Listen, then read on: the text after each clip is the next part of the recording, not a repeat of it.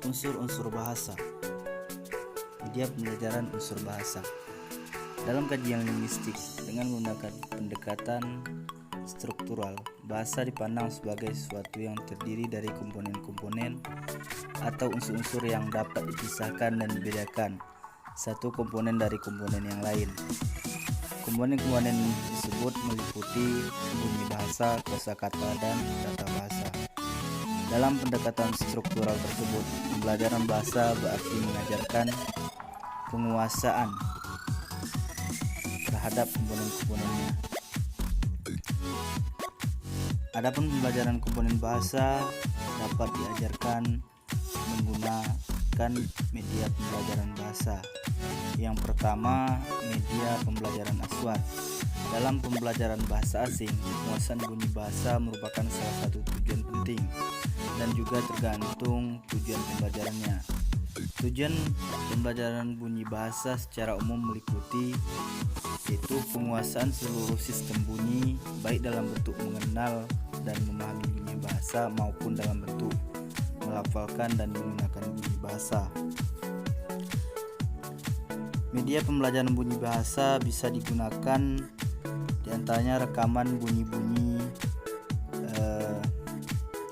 hajaiyah pada kaset, CD, atau rekaman bacaan Al-Quran, atau juga bisa menggunakan speaker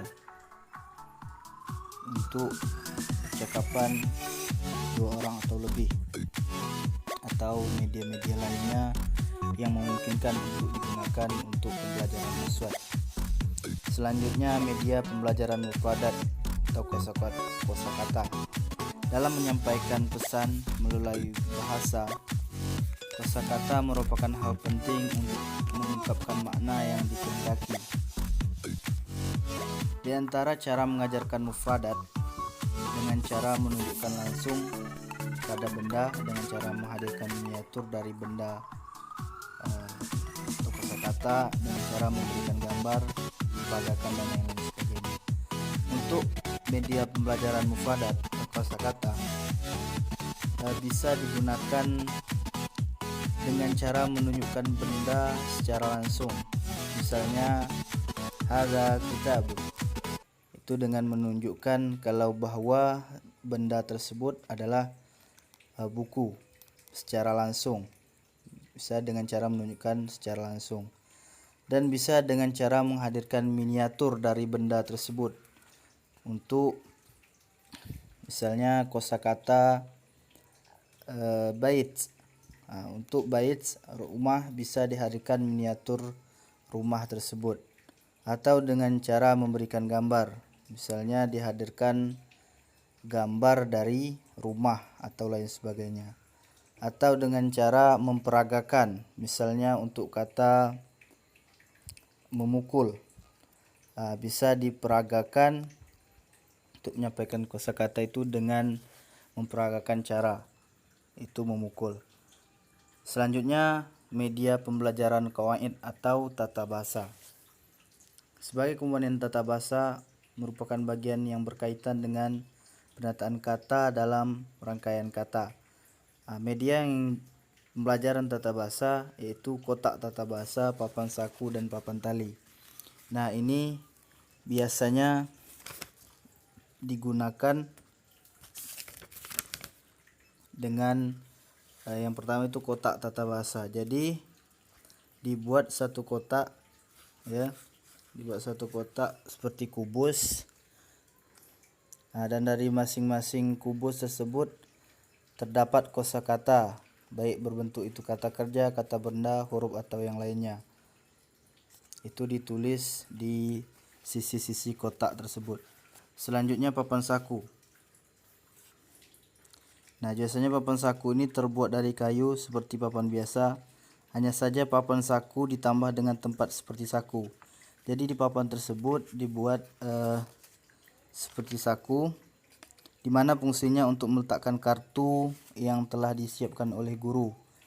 Dan biasanya kartu digunakan adalah kartu kosakata. Jadi dibuat papan saku tadi, di papan saku tuh terletak kartu-kartu yang digunakan untuk kosakata, misalnya zahaba, Muhammad, masjid, dan lain sebagainya. Selanjutnya ialah papan tali.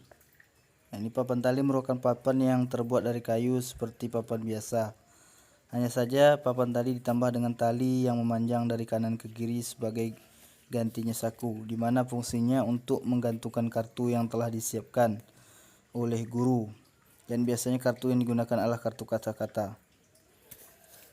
Jadi kurang lebih seperti papan saku juga, papan tali ini hanya saja